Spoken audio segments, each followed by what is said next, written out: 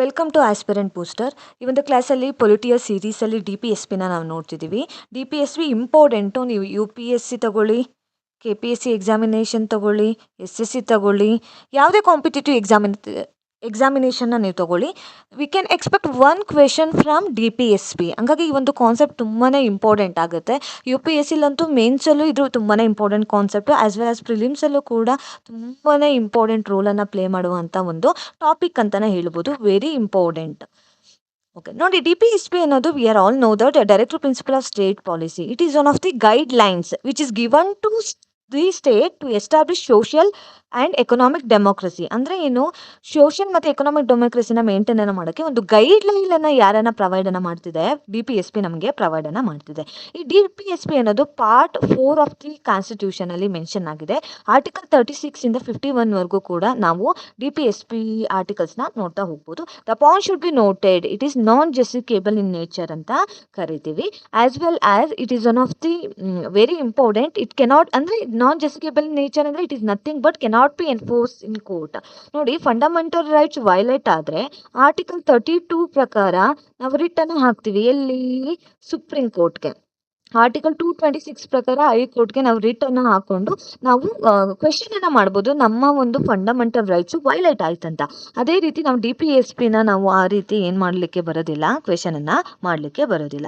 ನೋಡಿ, ನಾವು DPSP ಕಾನ್ಸೆಪ್ಟನ್ನ ನಾವು ಐರಿಷ್ ಕಾನ್ಸ್ಟಿಟ್ಯೂಷನ್ ಅಥವಾ ಐರ್ಲೆಂಡ್ ಕಾನ್ಸ್ಟಿಟ್ಯೂಷನಿಂದ ಏನು ಮಾಡಿದ್ದೀವಿ, ಭಾರವನ್ನು ಮಾಡಿದ್ದೀವಿ. Okay, important. ಎಕ್ಸಾಮಲ್ಲಿ ಹಿಂಗೆ ಕ್ವೆಶನ್ ಕೇಳ್ಬೋದು. ಕೆಲವೊಂದು ನಮ್ಮ ಕರ್ನಾಟಕ ಸ್ಟೇಟ್ ಎಕ್ಸಾಮಿನೇಷನಲ್ಲಿ DPSP ಯಾವ ಪಾರ್ಟಲ್ಲಿತ್ತು, ಆರ್ಟಿಕಲ್ ಯಾವುದು, ಯಾವ ಒಂದು ಕಾನ್ಸ್ಟಿಟ್ಯೂಷನಿಂದ ಬಾರೋ ಮಾಡಿದ್ದೀವಿ, ಇದು ಜಸ್ಟಿಫಿಕೇಬಲ್ ನಾನ್ ಜಸ್ಟಿಫಿಕೇಬಲ್ ಅಂತಲೂ ಕೂಡ ಕೇಳ್ಬೋದು. ಹಂಗಾಗಿ ಇಂಪಾರ್ಟೆಂಟು. ನೋಡಿ, ಏನು ಕೀ ಫೀಚರ್ಸ್ ಇದೆ. ನಮ್ಮ ಮೊದಲನೇ ಒಂದು ಫೀಚರ್ ಬಂದ್ಬಿಟ್ಟು ನಾನ್ ಜಸ್ಟಿಫಿಕೇಬಲ್ ಬಟ್ ಫಂಡಮೆಂಟಲ್ ಫಾರ್ ಗವರ್ನೆನ್ಸ್. ಇದು ಗವರ್ನೆನ್ಸನ್ನು ಮಾಡೋಕ್ಕೆ ಆಸ್ ಅ ಫಂಡಮೆಂಟಲ್ ಆಗಿ ಯೂಸ್ ಮಾಡ್ತೀವಿ, ಬಟ್ ನಾನ್ ಜಸ್ಟಿಫಿಕೇಬಲ್. ಅದೇ ರೀತಿ ಏನು ಸೋಷಿಯೋ ಎಕನಾಮಿಕ್ ಡೆಮೋಕ್ರಸಿನ ಏನನ್ನ ಮಾಡ್ತಿದೆ, ಮೇಂಟೈನನ್ನು ಮಾಡ್ತಿದೆ. ಇಟ್ ಆಲ್ಸೋ ಏನನ್ನ ಪ್ರಮೋಟ್ ಮಾಡ್ತಿದೆ, ವೆಲ್ಫೇರ್ ಸ್ಟೇಟ್ ಐಡಿಯಲ್ಸ್. ಅಂದರೆ ಏನು, ನಾವು ಗಾಂಧಿಯನ್ ಪ್ರಿನ್ಸಿಪಲ್ಸ್ನ ನಾವಿಲ್ಲಿ ನೋಡ್ತಾ ಹೋಗ್ತೀವಿ. ಅವರ ಒಂದು ವೆಲ್ಫೇರ್ ಸ್ಟೇಟ್ ಕಾನ್ಸೆಪ್ಟ್ಗಳನ್ನು ನಾವಿಲ್ಲಿ ಪ್ರಮೋಟನ್ನು ಮಾಡ್ತಿದ್ದೀವಿ. As well as provide framework to legislature and executive for policy making. ನೋಡಿ, ನಮ್ಮ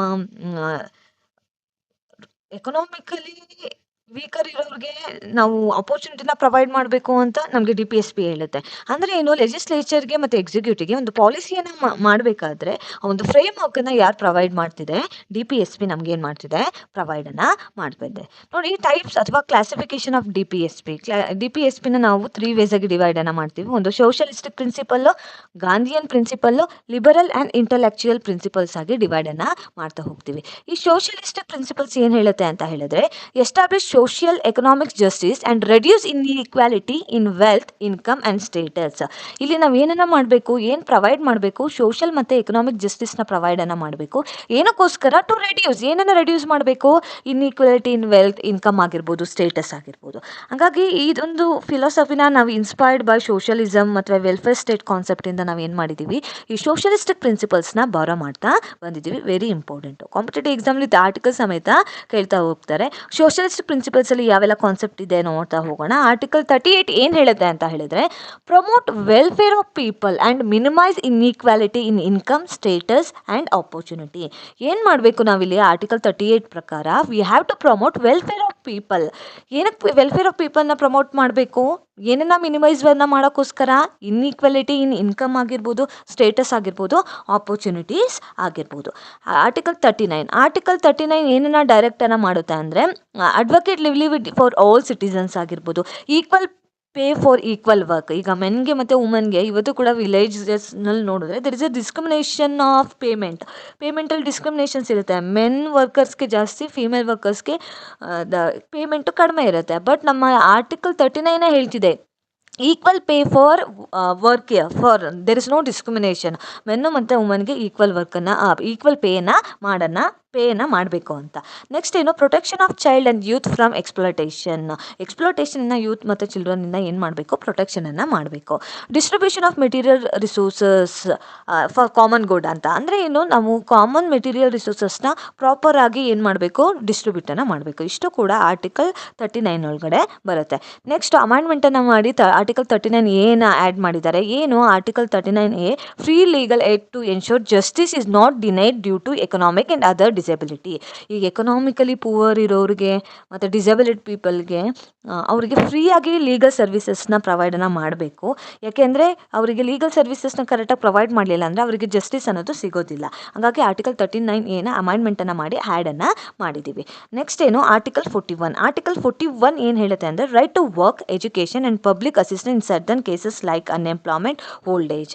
ಅಂದರೆ ಏನು ಪ್ರತಿಯೊಬ್ಬರಿಗೂ ಕೂಡ ರೈಟ್ ಟು ವರ್ಕ್ ಇದೆ, ಎಜುಕೇಷನ್ ಇದೆ, ಪಬ್ಲಿಕ್ ಅಸಿಸ್ಟೆನ್ಸನ್ನು ಮಾಡಬೇಕು. ಲೈಕ್ ಯಾವ ಒಂದು ಟೈಮಲ್ಲಿ ಅಂದರೆ ಈಗ ಅನ್ಎಂಪ್ಲಾಯ್ಮೆಂಟ್, ಓಲ್ಡ್ ಏಜಲ್ಲಿ. ಫಾರ್ ಎಕ್ಸಾಂಪಲ್ ಆರ್ಟಿಕಲ್ 41 ಪ್ರಕಾರನೇ ನಮ್ಮ ಇಂಡಿಯನ್ ಗೌರ್ಮೆಂಟು ಪಾಲಿಸಿ ಮೇಕ್ ಮಾಡಿದೆ.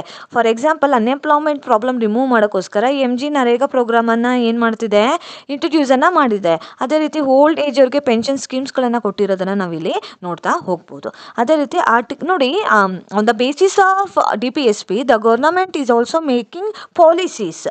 ನೋಡಿ ಇದಕ್ಕೆ ಬೆಸ್ಟ್ ಎಕ್ಸಾಂಪಲ್ MG ನರೇಗಾನ ನಾವು ತೊಗೊಬೋದು. ಆರ್ಟಿಕಲ್ 42 ಪ್ರಕಾರ human conditions of work and maternity relief very important. In case of ನಾವು ನೋಡ್ತೀವಿ ಮೆಟರ್ನಿಟಿ ರಿಲೀಫ್ನ ಆರ್ಟಿಕಲ್ 42 ಪ್ರಕಾರ ಕಂಪಲ್ಸರಿಯಾಗಿ ಕೊಡಬೇಕು ಅನ್ನೋದನ್ನು ಮೆನ್ಷನನ್ನು ಮಾಡಿದ್ದಾರೆ. Article 43 living wage and decent standard of life for workers. ಅಂದರೆ ವರ್ಕರ್ಸ್ಗೆ ಲಿವಿಂಗ್ ವೇಜು ಮತ್ತು ಡೀಸೆಂಟ್ ಸ್ಟ್ಯಾಂಡರ್ಡ್ ಆಫ್ ಲೈಫ್ನ ಪ್ರೊವೈಡನ್ನು ಮಾಡಬೇಕು ಅಂತ. ಆರ್ಟಿಕಲ್ 47 ಪ್ರಕಾರ raise level of nutrition and standard of living, improve public health and prohibit intoxicate drink and drugs. ನಮ್ಮಲ್ಲಿ ಯಾವುದೇ ರೀತಿ ಡ್ರಗ್ಸ್ನ ನಾವು ಪ್ರಮೋಟನ್ನು ಮಾಡೋದಿಲ್ಲ. ಹಂಗಾಗಿ ಆರ್ಟಿಕಲ್ 47 ಪ್ರಕಾರ ಪಬ್ಲಿಕ್ ಹೆಲ್ತನ್ನು ಮೇಂಟೈನ್ ಮಾಡೋದು ತುಂಬಾ ಇಂಪಾರ್ಟೆಂಟು. ಓಕೆ, ಇಷ್ಟ ಆಗಿತ್ತು ಸೋಷಲಿಸ್ಟಿಕ್ ಪ್ರಿನ್ಸಿಪಲ್ಸು. ನೆಕ್ಸ್ಟ್ ಆಗ್ತಿದೆ ಗಾಂಧಿಯನ್ ಪ್ರಿನ್ಸಿಪಲ್ಸು. ಗಾಂಧಿಯನ್ ಪ್ರಿನ್ಸಿಪಲ್ಸ್ ಏನು ಎಕ್ಸ್ಪ್ಲೇನನ್ನು ಮಾಡ್ತಿದೆ, it reflect the Mahatma Gandhi vision. Mahatma Gandhiji ಏನನ್ನ ವಿಷನ್ ಇಟ್ಕೊಂಡಿದ್ರು, ಸೆಲ್ಫ್ ರಿಲಯಂಟ್ ವಿಲೇಜ್ ಆಗಿರ್ಬೋದು, ರೂರಲ್ ಡೆವಲಪ್ಮೆಂಟ್ ಕಾನ್ಸೆಪ್ಟ್ ಆಗಿರ್ಬೋದು, ಅದನ್ನು ಡಿಪಿಕ್ಟನ್ನು ಮಾಡ್ತಾ ಇದೆ ಯಾವುದು ನಮ್ಮ DPSP. ಅದಕ್ಕೆ ಇದಕ್ಕೊಂದು ಗಾಂಧಿಯನ್ ಪ್ರಿನ್ಸಿಪಲ್ಸ್ ಅಂತಲೇ ಕರಿತೀವಿ. ಇದೇನನ್ನ ಪ್ರಮೋಟ್ ಮಾಡ್ತಿದೆ, ವಿಲೇಜ್ ಪಂಚಾಯತ್ ಆಗಿರ್ಬೋದು, ಕಾಟೇಜ್ ಇಂಡಸ್ಟ್ರೀಸ್ ಆಗಿರ್ಬೋದು, ರೂರಲ್ ಅಪ್ಲಿಪ್ಮೆಂಟ್ ಆಗಿರ್ಬೋದು, ಇವೆಲ್ಲವೂ ಕೂಡ ಬರ್ತಾ ಹೋಗುತ್ತೆ. ಓಕೆ, ಗಾಂಧಿಯನ್ ಪ್ರಿನ್ಸಿಪಲ್ಸಲ್ಲಿ ಆರ್ಟಿಕಲ್ 40 ಏನು, organisation of village panchayat as units of self government. ಇಲ್ಲಿ ವಿಲೇಜ್ ಪಂಚಾಯತ್ನ ಆರ್ಗನೈಸೇಷನ್ನ ಮಾಡಬೇಕು, ಸೆಲ್ಫ್ ಗೌರ್ನಮೆಂಟನ್ನು ರನ್ ಮಾಡಬೇಕು ಅಂತ ಹೇಳುತ್ತೆ. ಆರ್ಟಿಕಲ್ 43 ಪ್ರಕಾರ promote cottage industries on individual or cooperative basis in rural areas. Cottage ಇಂಡಸ್ಟ್ರೀಸ್ನ ಮತ್ತು ಕೋಆಪರೇಟಿವ್ ಸೊಸೈಟೀಸ್ನ ಪ್ರಮೋಟನ್ನು ಇಲ್ಲಿ ಮಾಡ್ತಿದೆ.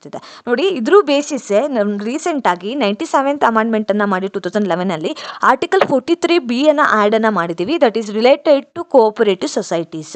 ಕೋಆಪರೇಟಿವ್ ಸೊಸೈಟೀಸ್ಗೆ ಒಂದು ಕಾನ್ಸ್ಟಿಟ್ಯೂಷನ್ ಸ್ಟೇಟಸನ್ನು ನಾವಿಲ್ಲಿ ಪ್ರೊವೈಡನ್ನು ಮಾಡಿದ್ದೀವಿ. Article 46 promote educational and economic interest of SC ST and other weaker sections, promote them from exploitation. Education economic ಇಂಟ್ರೆಸ್ಟ್ನ ಯಾರ್ದು ಪ್ರಮೋಟ್ ಮಾಡಬೇಕಿಲ್ಲಿ, SC ST ಮತ್ತು ವೀಕರ್ ಸೆಕ್ಷನ್ದು. ಯಾವ್ದ್ರಿಂದ ಪ್ರೊಟೆಕ್ಟನ್ನು ಮಾಡಬೇಕು, ಫ್ರಮ್ ಎಕ್ಸ್ಪ್ಲೋಟೇಷನ್ ಇಂದ. Article 47 provision of intoxicating drinks and drugs injuries to health. ನಮ್ಮಲ್ಲಿ ಯಾವುದೇ ರೀತಿ ಡ್ರಗ್ಸ್ ಆಗಿರ್ಬೋದು, which is injurious to health ಆಗಿರ್ಬೋದು, ಅದನ್ನು ಏನು ಮಾಡಬೇಕು, ಪ್ರೊಹಿಬಿಟ್ ಮಾಡಬೇಕು ಅಂತ ಒಂದು ಆರ್ಟಿಕಲ್ ಹೇಳುತ್ತೆ. ಆರ್ಟಿಕಲ್ 48 ಏನಂತ ಹೇಳುತ್ತೆ ಅಂತ ಹೇಳಿದ್ರೆ, they give importance for agriculture and animal husbandry ಬಗ್ಗೆ ಇಂಪಾರ್ಟೆನ್ಸ್ನ ಕೊಟ್ಟಿರೋದನ್ನು ನಾವಿಲ್ಲಿ ನೋಡ್ತಾ ಹೋಗ್ಬೋದು. ಇಷ್ಟ ಆಗಿತ್ತು ಗಾಂಧಿಯನ್ ಪ್ರಿನ್ಸಿಪಲ್ಸು. ನೆಕ್ಸ್ಟ್ ಏನಿದೆ, ಲಿಬರಲ್ ಇಂಟೆಲೆಕ್ಚುಯಲ್ ಪ್ರಿನ್ಸಿಪಲ್ಸ್ ಇದೆ. ಲಿಬರಲ್ ಇಂಟೆಲೆಕ್ಚುಯಲ್ ಪ್ರಿನ್ಸಿಪಲ್ಸ್ ಏನು ಹೇಳ್ತಾ ಹೋಗುತ್ತೆ ಅಂದರೆ, establish political democracy, international peace and modern legal reforms ಬಗ್ಗೆ ಹೇಳ್ತಾ ಹೋಗುತ್ತೆ. ಇದು progressive, modern and based on liberal ideas ಒಳಗಡೆ ಈ ಒಂದು ಕಾನ್ಸೆಪ್ಟ್ ಇರೋದನ್ನು ನಾವಿಲ್ಲಿ ನೋಡ್ತಾ ಹೋಗ್ಬೋದು. ಆರ್ಟಿಕಲ್ 44 ಏನು ಹೇಳುತ್ತೆ, ಸೆಕ್ಯೂರ್ ಯೂನಿಫಾರ್ಮ್ ಸಿವಿಲ್ ಕೋಡ್. ಈಗ ರೀಸೆಂಟಾಗಿ ಉತ್ತರಾಖಂಡಲ್ಲಿ ಯೂನಿಫಾರ್ಮ್ ಸಿವಿಲ್ ಕೋಡ್ನ ಇಂಟ್ರಡ್ಯೂಸ್ ಮಾಡಿದ್ರು on the basis of article 44 ಪ್ರಕಾರ. ಅದೇ ರೀತಿ it is nothing but same law for each and every one. there is no discrimination. Okay, next in article 45. Article 45 provide early childhood care and free education for children below 6 years. After 86th ಅಮೆಂಡ್ಮೆಂಟನ್ನು ಮಾಡಿ ನಾವು as well as ಈಗ up to the 14 years ತನಕ ಕೂಡ compulsory ಎಜುಕೇಷನ್ನ ನಾವು ಕೊಡ್ತಿದ್ದೀವಿ. As well as they are article 45 is talked about childhood care ಬಗ್ಗೆ ಏನು ಮಾಡ್ತಿದೆ, ಎಕ್ಸ್ಪ್ಲೈನನ್ನು ಮಾಡ್ತಿದೆ. ಆರ್ಟಿಕಲ್ 48 ಏನೇನೋ ಹೇಳ್ತಿದೆ, protect and improve environment and safeguard forest and wildlife ಬಗ್ಗೆ ಹೇಳುತ್ತೆ. ನೋಡಿ ಇವತ್ತು ನಾವು ಎನ್ವೈರ್ನಮೆಂಟ್ ಏನು ಫಾರೆಸ್ಟ್ ಡಿಪಾರ್ಟ್ಮೆಂಟ್ ಅಂತಲೇ ಇದೆ to protect our environment.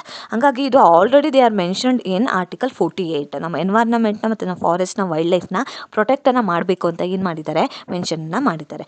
Article 48A ಇದು 42nd ಅಮೆಂಡ್ಮೆಂಟನ್ನು ಮಾಡಿ 1976 ಆ್ಯಡನ್ನು ಮಾಡಿರೋವಂಥದ್ದು, which is related to environmental protection ಬಗ್ಗೆ ಇಲ್ಲಿ ಆ್ಯಡ್ ಮಾಡಿರೋದನ್ನು ನೋಡ್ಬೋದು. ಆರ್ಟಿಕಲ್ 50 ಏನು ಹೇಳುತ್ತೆ, separation of judiciary from executive in public services. In public ಸರ್ವಿಸಸ್ನ ಮಾಡಬೇಕಾದ್ರೆ ಇಲ್ಲಿ ಜುಡಿಷಿಯರಿ ಮತ್ತು ಎಕ್ಸಿಕ್ಯೂಟಿವ್ನ ಏನು ಮಾಡಬೇಕು, ಸಪ್ರೇಷನ್ನ ಮಾಡಬೇಕು. ಈ ಆರ್ಟಿಕಲ್ ಇಂಪಾರ್ಟೆಂಟು, ತುಂಬ ಎಕ್ಸಾಮಿನೇಷನ್ಸಲ್ಲಿ ಏನು ಮಾಡಿದ್ದಾರೆ, ಕೇಳಿದರೆ ನಾವು DPSPನ ನೆಗ್ಲೆಕ್ಟ್ ಮಾಡೋಕ್ಕಾಗಲ್ಲ, ಪ್ರತಿಯೊಂದನ್ನು ಕೂಡ ನೋಟ್ ಮಾಡ್ಕೊಳ್ಲೇಬೇಕಾಗುತ್ತೆ. Article 51 promote international peace and maintain just relation among nation, respect and international law and settle dispute peacefully ಆಗಿ ನಾವು ಏನನ್ನು ಮಾಡಬೇಕು, ಈ ಒಂದು ಡಿಸ್ಪ್ಯೂಟ್ಸ್ಗಳನ್ನು ನಾವು ಸೆಟಲ್ಮೆಂಟನ್ನು ಮಾಡ್ಕೊಬೇಕು. ಅಂದರೆ ಏನೋ ಆರ್ಟಿಕಲ್ 51 ಹೇಳ್ತಿದೆ, we don't want war and all, but we want peace ಅನ್ನೋದನ್ನ ಏನು ಮಾಡ್ತಿದೆ, ಇಂಡಿಕೇಟನ್ನು ಮಾಡ್ತಾ ಹೋಗಿದೆ. ಓಕೆ ನೋಡಿ, ವೆರಿ ಇಂಪಾರ್ಟೆಂಟ್.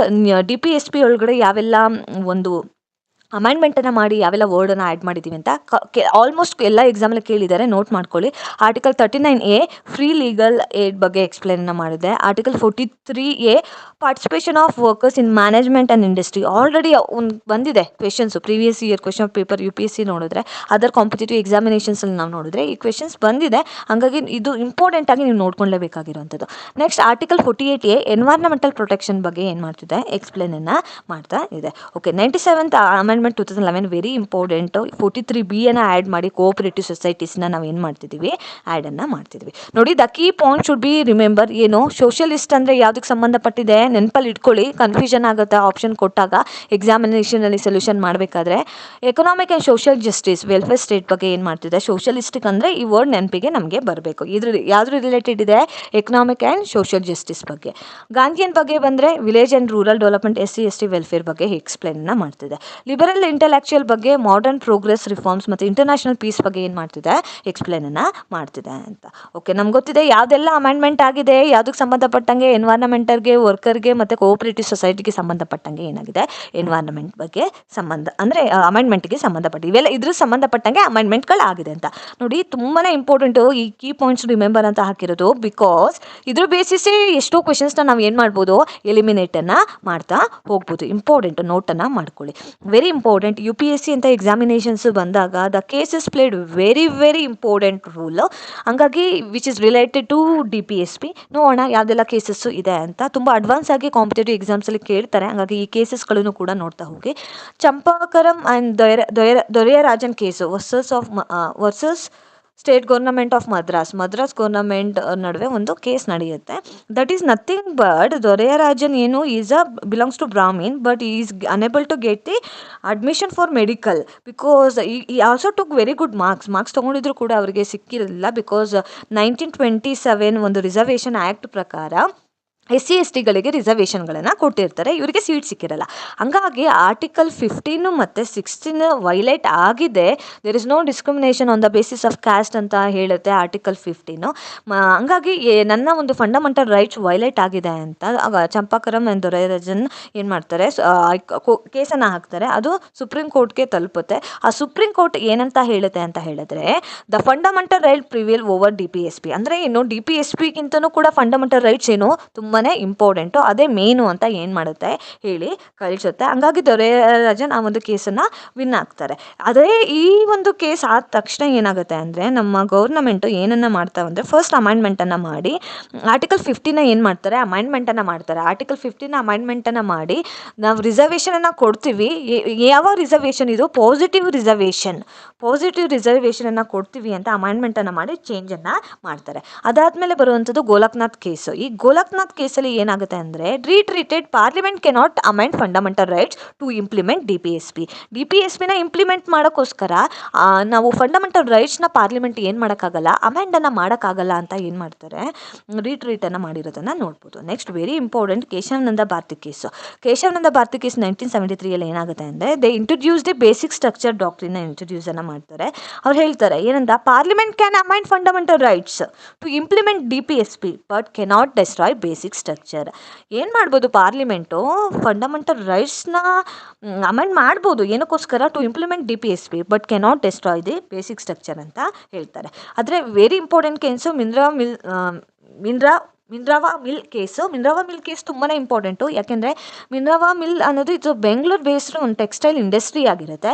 ಈ ಇಂಡಸ್ಟ್ರಿ ಏನು ಮಾಡುತ್ತೆ, ಈ ಇಂಡಸ್ಟ್ರಿನ ಒಂದು ನಮ್ಮ ಯೂನಿಯನ್ ಗೌರ್ನಮೆಂಟು ಏನು ಮಾಡುತ್ತೆ, ಒಂದು ಈ ಇಂಡಸ್ಟ್ರಿನ ಕ್ಯಾನ್ಸಲನ್ನು ಮಾಡಿರುತ್ತೆ. ಹಂಗಾಗಿ ಎಲ್ಲೋ ಒಂದು ಕಡೆ ಅವ್ರು ಏನು ಮಾಡ್ತಾರೆ, ಸುಪ್ರೀಂ ಕೋರ್ಟ್ಗೆ ಹೋಗ್ತಾರೆ. ಆ ಸುಪ್ರೀಂ ಕೋರ್ಟ್ಗೆ ಹೋದಾಗ ಅವ್ರು ಏನು ಹೇಳ್ತಾರೆ ಅಂತ ಹೇಳಿದ್ರೆ, the establishment of harmony and balance between fundamental rights and DPSP is very important ಅಂತ ಹೇಳ್ತಾರೆ. ಅಂದರೆ ಏನು, ಈ ಫಂಡಮೆಂಟಲ್ ರೈಟ್ಸ್ ಮತ್ತು DPSP ನಡುವೆ ಹಾರ್ಮನಿ ಇರಬೇಕು ಅಂತ ಈ ಒಂದು ಕೇಸಸಲ್ಲಿ ಹೇಳ್ತಾರೆ. ಈ ಒಂದು ಕೇಸಸ್ಸು ಒಂದು ಪೊಲಿಟಿಕಲ್ ಕೇಸಸ್ ಆಗಿರುತ್ತೆ, ಬಟ್ ಒಂದು ಕಾನ್ಸ್ಟಿಟ್ಯೂಷನಲ್ಲಿ ಆಗಿ ತೊಗೊಂಡಿರೋದು ಒಂದು ಹಿಸ್ಟಾರಿಕಲ್ ಜಡ್ಜ್ಮೆಂಟ್ ಅಂತಲೇ ಈ ಒಂದು ಕೇಸನ್ನ ನಾವು ಏನು ಮಾಡ್ತೀವಿ, ಟ್ರೀಟನ್ನು ಮಾಡ್ತೀವಿ. ನೋಡಿ, ವೆರಿ ಇಂಪಾರ್ಟೆಂಟ್, ಎಕ್ಸಾಂಪಲ್ ಕೇಳ್ತಾರೆ fundamental rights to DPSP together ಆಗಿ ರಿಲೇಟೆಡ್ ಇರೋ ಕೇಸಸ್ಗಳು ಯಾವ್ದಾವುದು ಅಂತ. ಆಲ್ರೆಡಿ ಬಂದಿದೆ UPSCಲಿ.